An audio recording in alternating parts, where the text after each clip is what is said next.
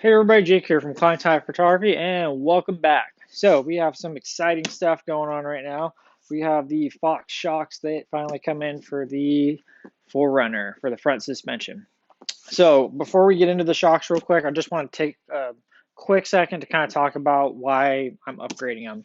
So little back history, I bought a 2014 Toyota 4Runner SR5 four-wheel drive. So far it's been a great vehicle. I love it. But the only thing I will say for now that I am having a problem with is the front suspension. And if you watch my review video so far of the intro video of us getting it, is that the front suspension is just super soft. Every time I come to a stop and I hit the brakes pretty hard, the front end sinks. I actually almost got in a car accident already because it came to the point where the 4Runner was going. Somebody cut me off, hit my brakes, the 4Runner front end sank down, and then my back wheels started skidding, which I'm assuming is because of the displacement of the weight and everything like that because of the suspension. So that's where these guys are going to come into play. Now, I don't know if it's because it's the SR5 four-wheel drive, because SR5 is obviously the cheaper version, as opposed to if you get like the TRD or the TRD Pro or anything like that, if they have like a different suspension setup with some stiffer springs and stuff like that. So in any case, it's a problem now. This is the way I'm going to fix it. And these are going to be awesome. Let's open up the box and let's check it out. Alrighty, so why did I go with Fox Shocks? Is I'm sure the question you guys are asking. And some of you are probably thinking, oh, well, you have a brand ambassadorship or discounts or something with them. As of right now, I don't have any discounts with Fox, King, or any of that stuff. Don't get me wrong, that'd be awesome if I did, but as of right now, I don't. I paid for these with my own money.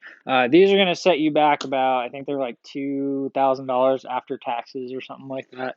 So you're going to pay a little bit of a pretty penny for these. But I really personally really weighed out how often I thought I was going to be off-roading, and then the advantages of these specifically. These have their these are their DSC dual speed compression shocks. So they have their high speed, high compression, high speed, low speed compression valves for quick and easy adjustments and stuff like that. So personally, I really wanted to do that because I know I'm going to be driving the 4Runner. It's going to be my daily, but I'm also going to be off-roading it. So I wanted to get the maximum potential out of these shocks. So super comfortable on-road, but then also really functional off-road as well. So I thought, you know what, I'll just spend the extra money. I'd rather just get it right the first time. You know what I mean? The last thing I want to do is go out, buy some cheap shocks, and then I'm going to have to replace them again anyway. So I've learned that, unfortunately, with our our hobby is just go all out the first time, get some good stuff the first time around, and that way it's just going to last you so much longer. And then you can rebuild these if it really comes down to it, as opposed to buying new ones. So yeah, super excited to put these in. Can't wait to try them out. So we kind of got the box open up here. We got our shocks, obviously. Things are a little heavy, not too bad though. Definitely really nice. I really love like all like the coatings and stuff like that that they do on these shocks. It looks so nice. So we got that. We got all of our hardware right here. Let's open this up real quick. These are your mounting brackets that you will have to mount for your remote reservoirs. Yeah, obviously these are the remote reservoir shocks too. And then we're gonna go through this. I'm gonna do the whole video, and I'll show you where we're gonna mount these things and everything like that. It comes with an instruction manual. I really want to do this video as well because I know that, as far as I could tell, I mean, I didn't really do a whole lot of searching, that there's not really any videos on putting these things in. So I thought, hey, I might know a guy that can make that happen. So that's where I'm going to come in and just make a video. And yeah, so I'm putting these suckers in right now. So let's get to it.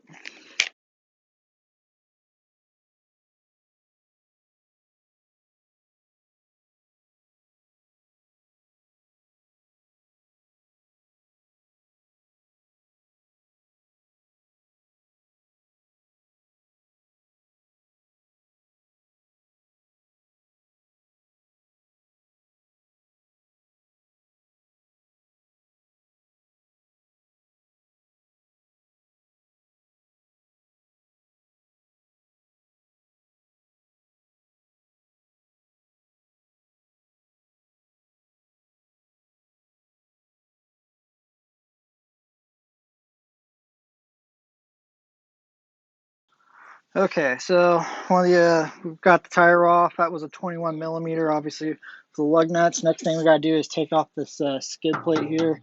It's gonna be a 12 millimeter, and then there's 4 bolts. There's one here, one there, and one there. There's also a little panel that was actually right here as well. I took that off as well. It's bolted through this. That was a 10 millimeter. Take that off.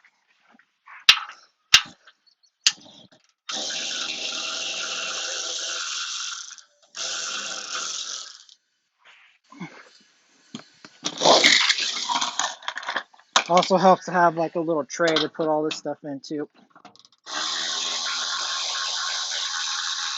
So you don't lose your bolts. That's bad.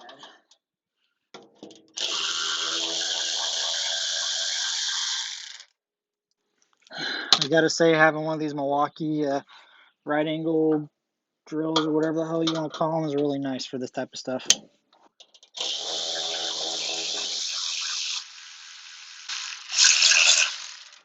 Okay, so it's loose. So this kind of pivots when you bring it down, and kind of careful. It's not heavy, it's just kind of awkward at first. So kind of pivot it like that, and then it slides out this way. There's some, so you guys can see that, these little latches right here. So just so that way you know about that.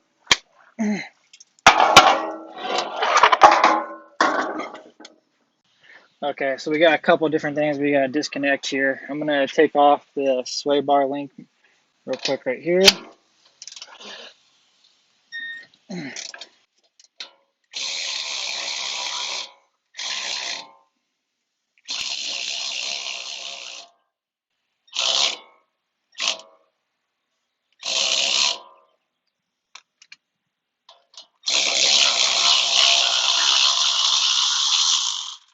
So that one was a little tricky. It looks like you kind of need to like hold friction onto this piece right here to kind of, because otherwise this is going to start spinning. So keep note of that.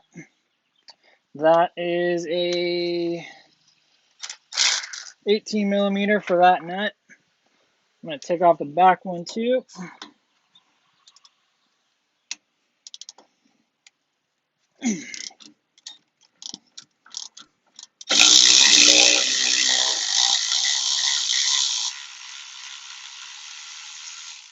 All right, so that was the other 18 millimeter. You guys can kind of see this. There you go. Let's see what I'm doing. Alrighty, so those are all loose. We're good there. Next up, what we're gonna have to do is take off all of our other stuff up top here.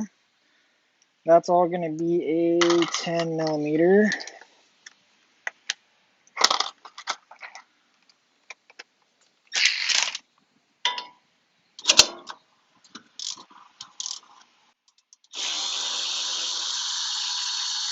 This is all holding on like our brake lines and stuff like that, because eventually what we're gonna end up doing is lifting up this upper control arm up and over to slide in that other shock. So that's our first 10 millimeter. There's another one kind of hidden back here. Let's see if we can get in there and get that one.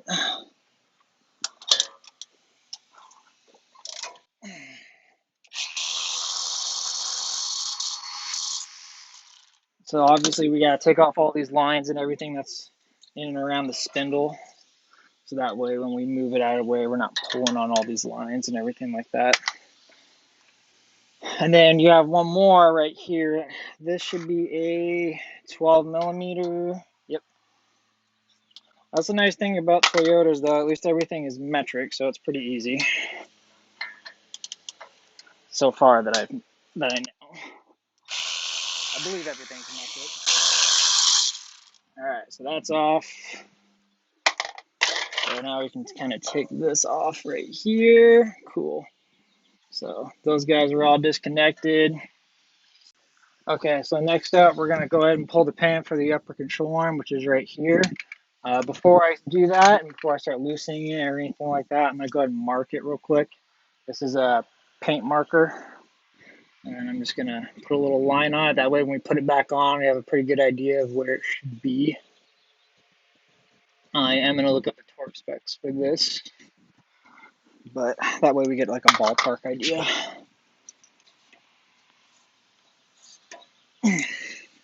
These pins I have not seen yet, so these are kind of interesting. Okay, so for these pins, so the way these work is you have your castle nut, obviously, and then this little release is on the back side of the castle nut.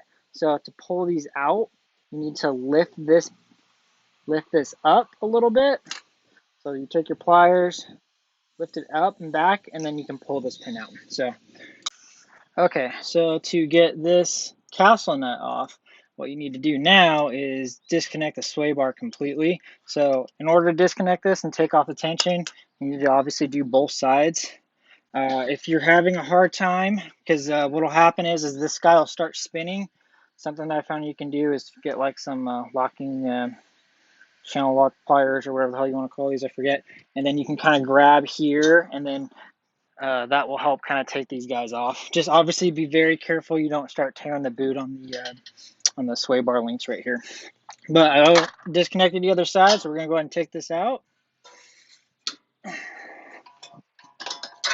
we go. All right, so our sway bar can spin freely right here. I'm pretty sure I gotta look at the instructions. I think I might actually need to take these two nuts off here and like kind of drop the sway bar down in order to get the shock in there, but I'll double check on that. So we're going to take that. All right, so let's go ahead and loosen up our nut so we can get to that now for our lower control or upper control arm. So really critical on this. We're not going to remove this just yet. We're just going to kind of bring it to the bottom of the threads here, because we still need to disconnect the upper control arm because you still have it connected right here. So we're not pulling this nut off. Keep it on because we still need to shock this a little bit so that way it loosens this up. So I'm at the bottom of the threads right here, if you guys can see that. So now what I'm going to do is disconnect the spindle from the upper control arm. Got a 2.5 pound mallet, so check this.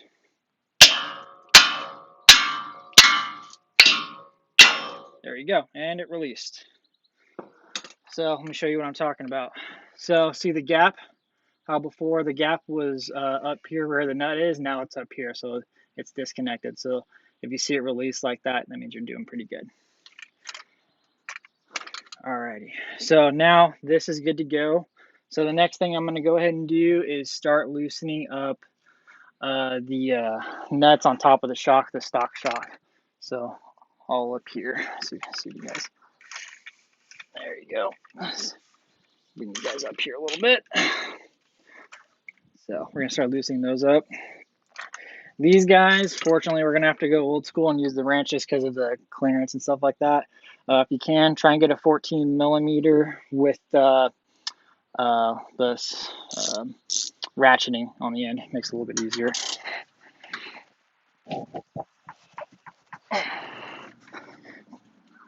Oh, gosh.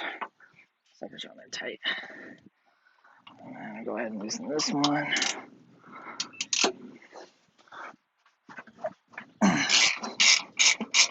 Alright. Go ahead and loosen this. Alright, so we'll go ahead and take all these guys off. 4Runner's about 2 years old, so we got a lot of built up of like dirt and stuff like that. Sometimes that's a problem when you're getting off these nuts that have been on there for a while. Now, when you're doing this, we're just doing the ones on the outside. We are not doing this one up top, all right? Because this is what's ultimately going to drop that shock down.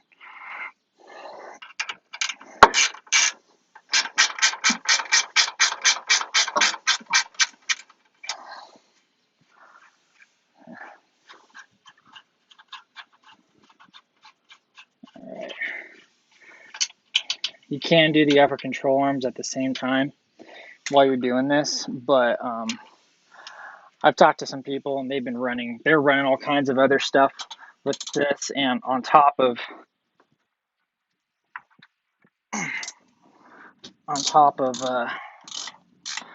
what they have now, and they're still running the stock upper control arms, and they've been beating theirs up, and so I'm not too concerned actually about the upper control arms on these. From what I've read, they're actually supposedly pretty durable. But again, it's a new vehicle, so I'm still kind of learning some stuff about it. This third one's a little bit of a pain, so just do what you can to try and get in here and kind of secure it, and then loosen it, obviously.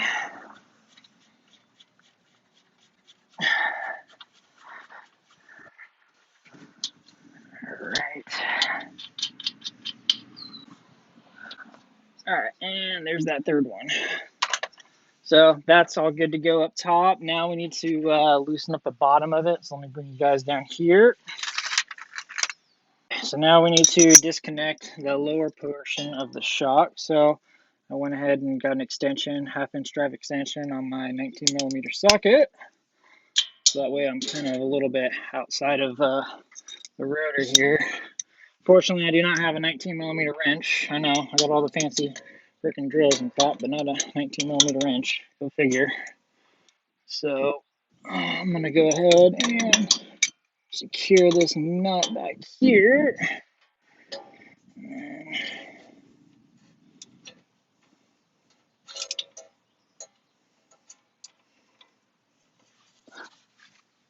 Go ahead and loosen this guy up. That actually wasn't so bad. It was pretty loose. So go ahead and take that off. Take that out. Perfect. We are all set to go. All right. So the next part that we're going to do here is we are going to kind of just disconnect everything. So let me show you our setup here. So here I got my high lift jack, or not my high lift, excuse me, my floor jack. That's when you know you've been overlanding too much. I got my floor jack underneath supporting the entire assembly here, so that way when I knock this out and bring it down, it should just drop it, and then it'll be a nice slow drop, and it's going to be nice and controlled. Yeah, so let's do it. I'll set you guys up right here. Okay, so you guys will kind of see what this is going to look like. Maybe. Okay, so I'm going to go ahead and disconnect this now. Tighten back up.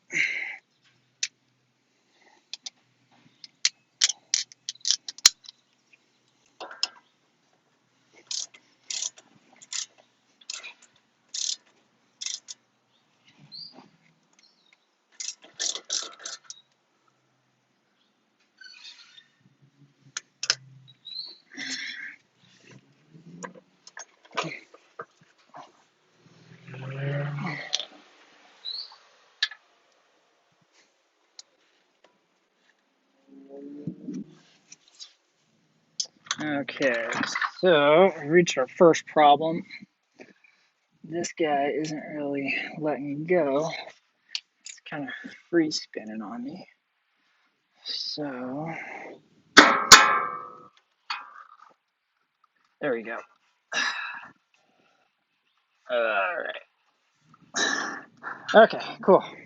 All right, so now we have, if you look here, upper control arm is completely off, right? And then, I'll let this guy get down. Bring it down a little bit. Bring it down. And voila.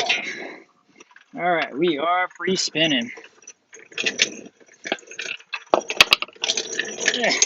Jack's starting to try to roll away from me.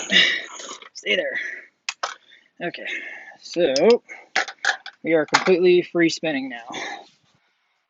So now what we're going to need to do is, in order to get this out, I'm going to pull this bolt out for the lower part of the shock right now.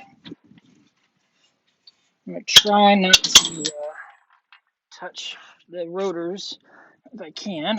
So here's our bolt for our lower part of our shock. Okay, so I kind of got the shock out, but our problem now is the sway bar is kind of what I was thinking, is it says we need to move the sway bar than the instruction, so makes sense now. So we're going to need to disconnect the sway bar. We'll go ahead and drop it to get it out of the way. Alright, so to disconnect the sway bar, we got 2 bolts right here, then 2 more on the other side. It'll be a 14 millimeter, and then I use an extension just to kind of again get myself a little clearance here.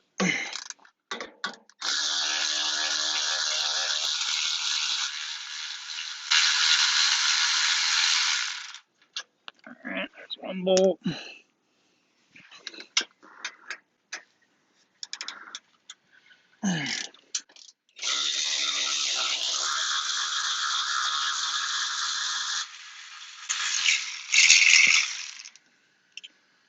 There's bolt number 2.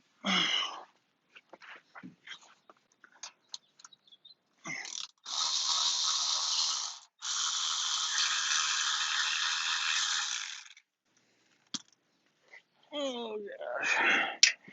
And bolt number 3, or bolt number 4.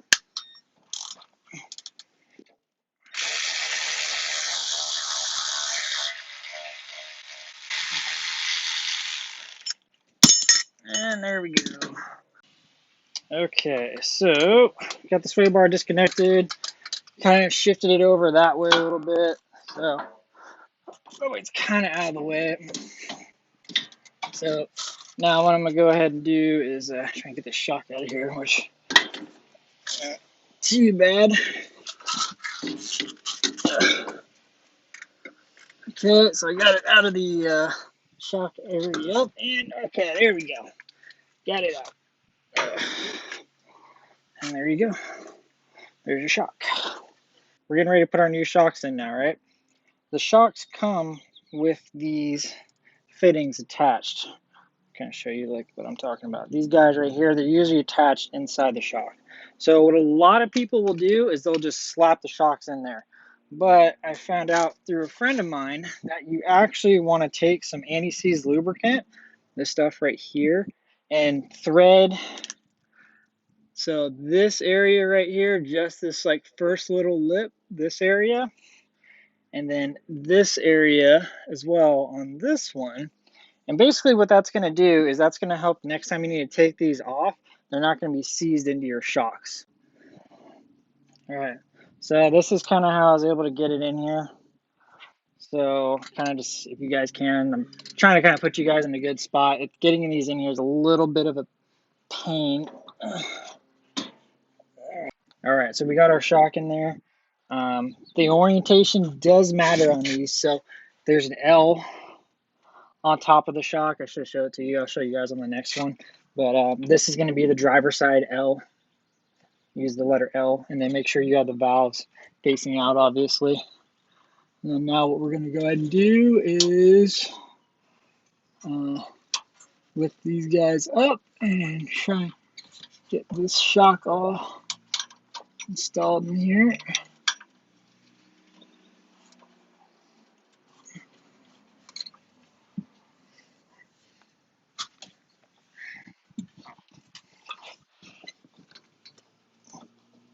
Alright, got that one.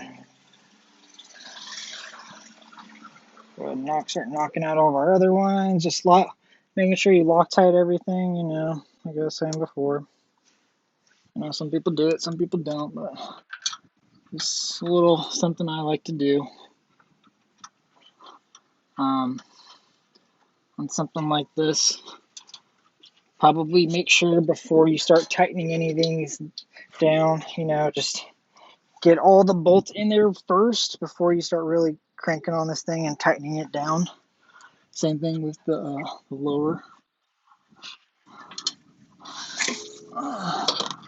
Getting this back one is going to obviously be a little difficult.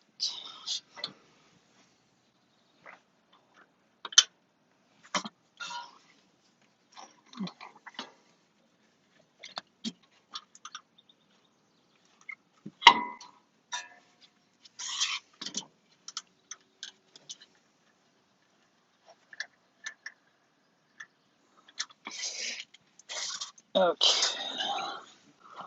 Of course, the back one's going to be the most stubborn, but you know, it is what it is.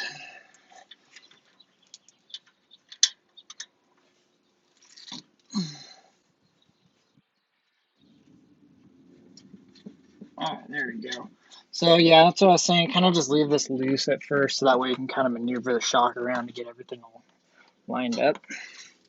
And then I want to say this will be a 14 millimeter.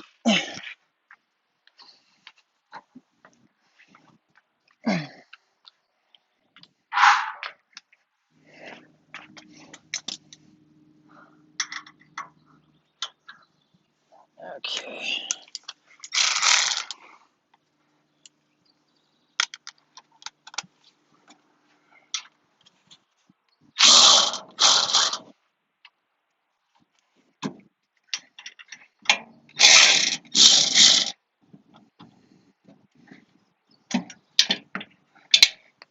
Okay, and we got our last one. That's all the way back in there. I'm just kind of snugging everything so I get everything all kind of lined up first, and then after that we'll kind of start tightening everything down.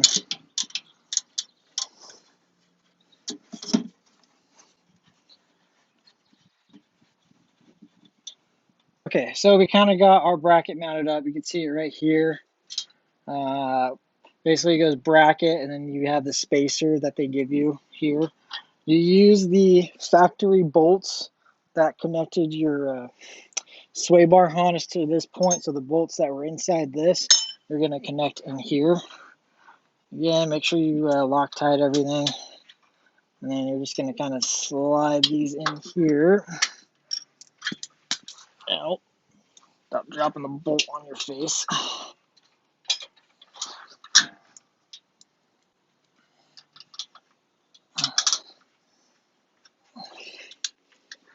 Okay, and then these again are going to be a 14 millimeter. Put these back in.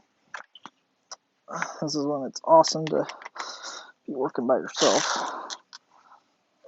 It's also why I use electric tools for everything, because I'm usually working by myself.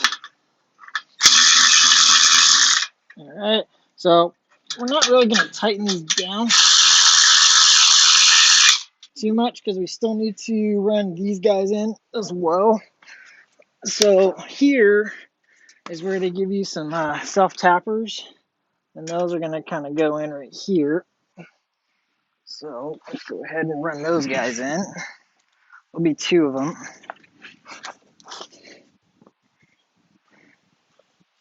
You guys in a better spot here.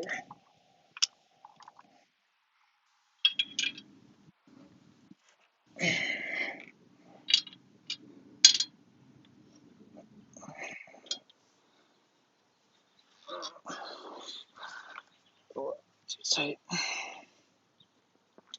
Loosen this up a little bit.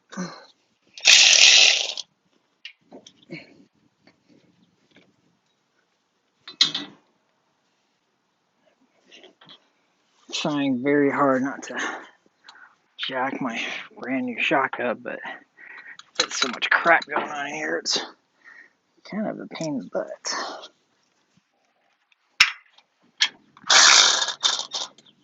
Okay, so go ahead and kind of get these in here.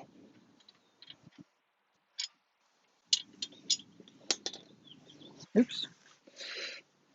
Okay, get these all lined in.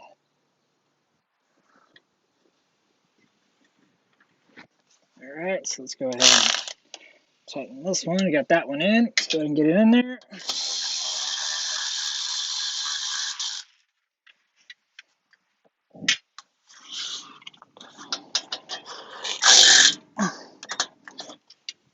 Okay, got that one started. Go ahead and get this one started too.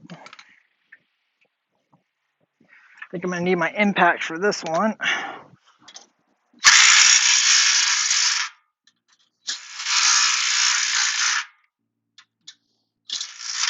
There you go. That kind of sets them in there a little bit better. And then what I'll do is I'll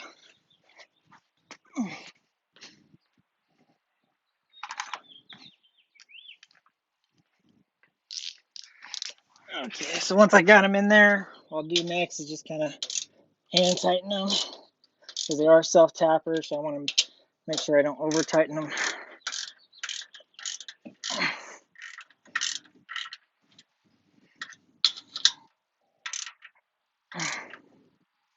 All right, so these are nice and tight. So let's go ahead and go to our bottom ones, and we'll go ahead and tighten these guys up.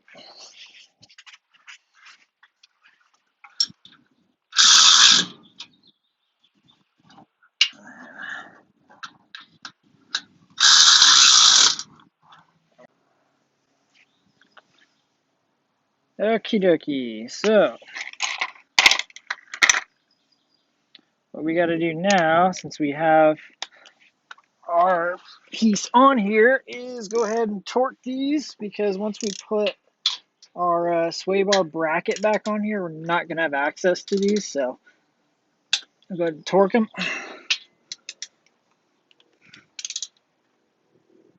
All right, 24 foot-pounds for that. And then let's go ahead and we're going to throw our bracket on. All right, so, and then like I said, the way you can tell if yours is KDSS or non-KDSS, I think that's the terminology used, is there's a link that it attaches to right here. So, okay, so I'm going to go ahead and move this here, bring the bar back forward, and go ahead and screw these bad boys on. I had to go to the store and get some whatchamacallit, just dang it. I had to go to the store and get some different bolts for the lower the bracket on the lower shock mount for this, and I will show you guys why here in just a sec.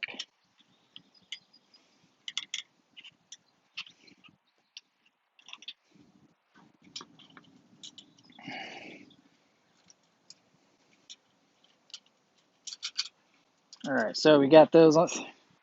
Got those on there. We're gonna go ahead and torque these. Same thing, 24 foot-pounds. I'm gonna just go ahead and zap them in there real quick. Save me some time since I have the ability to do that. So let's see here. Since technology is great.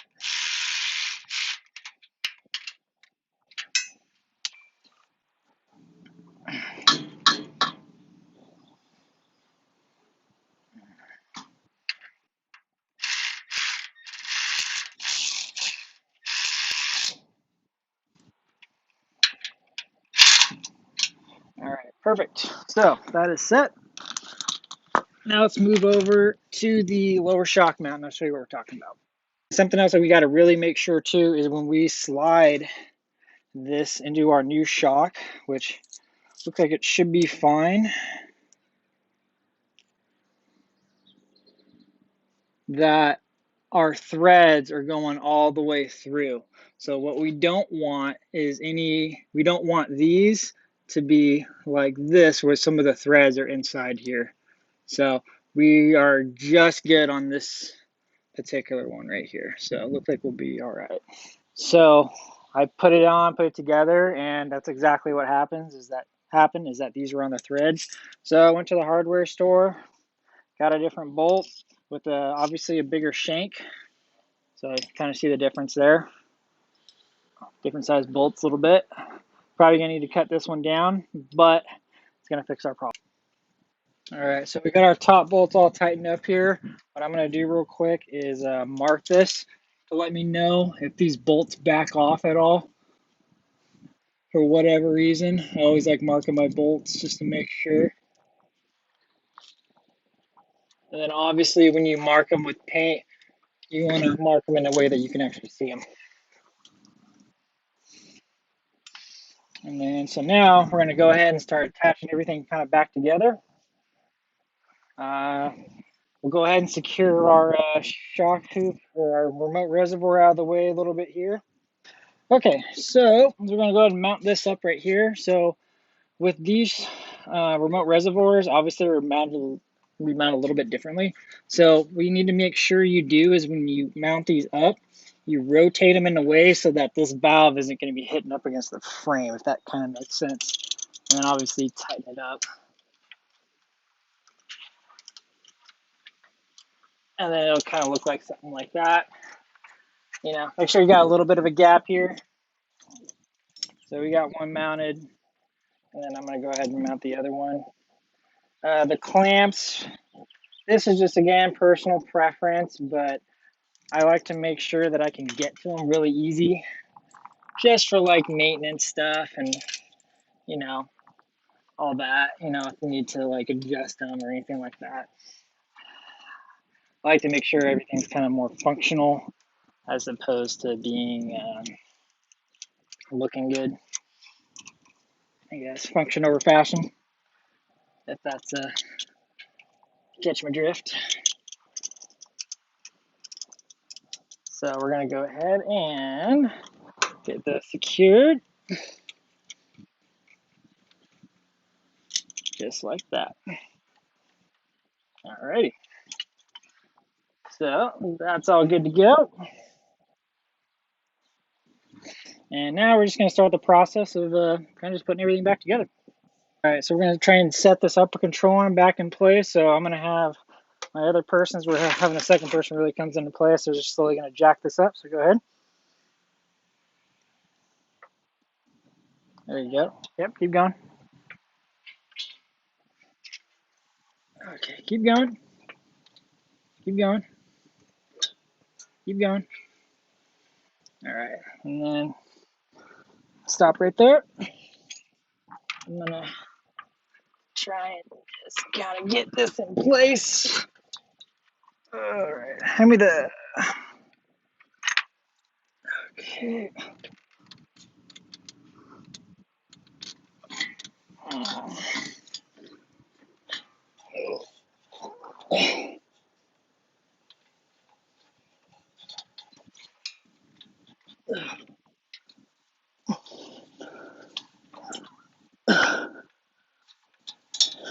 Jack it more. Yep, more. Yep, more. Stop.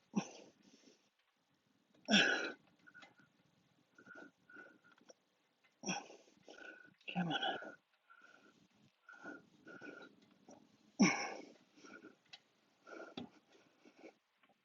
Okay, one second.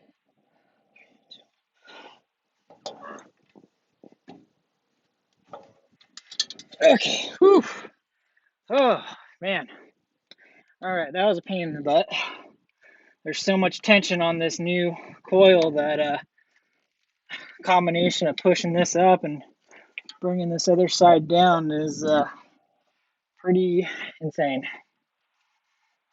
Oh, man. All right. So we got that up.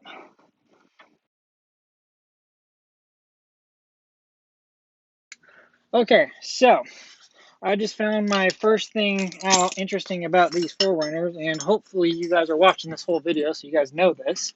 I certainly didn't. I didn't even know this was a thing, but it is. So I could not for the life of me tighten this nut on the upper control arm, and I couldn't figure out why. So I put weight on it. It would tighten. Called a buddy of mine. I'm like, hey, what's the deal with these upper control arms? So when you are doing this, make sure that you measure somewhere, someplace before you pull this upper control arm off. So something that he was saying you can do is measure like from up here in the fender to down here. Measure something so that way you know the height and everything like that, because that's the amount of pressure that you want to be able to put on this thing so that you can tighten this nut. Because as I found out, if it isn't under pressure, if it's not under pressure, you'll just keep spinning this and you're not going to be able to tighten it. And you need to have a load on it.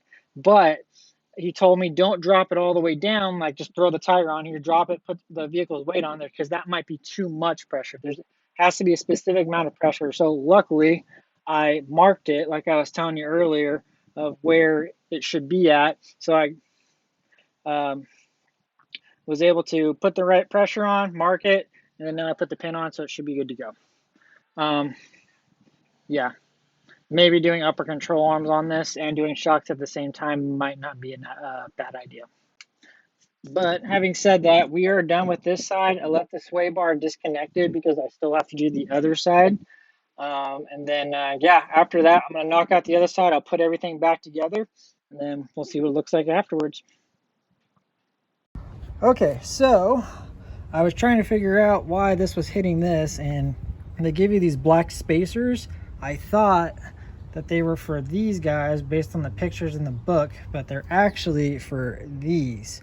So what you do with these is you drop this bracket. There's a bolt here, yeah, here, and then there's a couple right here, and then another one right here. So you're supposed to drop that and then use these. So now I know why we have these. So if you're putting this on and you have a non-KDSS, that's where they're supposed to go. There's a bracket here, which obviously we need to drop down because the sway bar is hitting, and then there's another bracket over here. So this one too. All right, so when you're done, this is kind of what it should look like. So originally, this bar was hitting the sway bar. So that's what these spacers are for. So the spacer goes up here, and then it drops down this bracket. So before it was flush with this, but then it drops it down. So then there's that. So you can see this other spacer right there. So you have two of these bars. So you have this one here, and then you have another one right there, and then you can see the spacer. So you got to do that for both of them in order to be able to mount this. Because if you don't, your sway bar is going to be hitting on them. Okay, everybody. So here is the final product. Looking good. Very nice.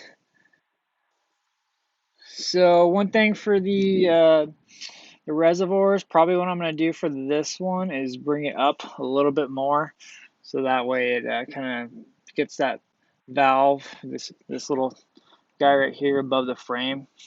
I'll just kind of show you what it looks like on the other side. And then obviously here we got our different bolts.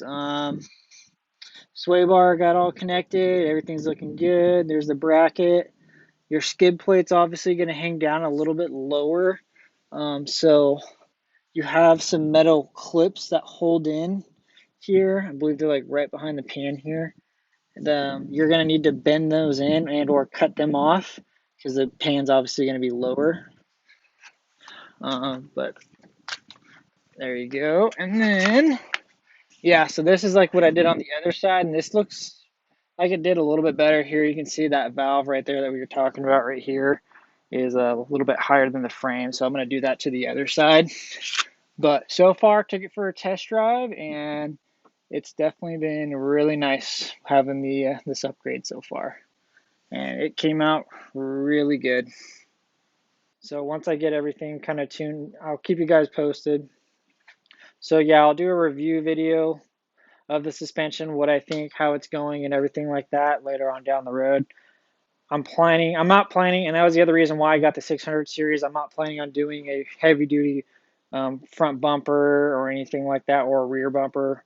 I probably will end up doing rock sliders and maybe a roof rack later on down the road. But as far as the 4Runner goes for right now, this I think will be pretty good.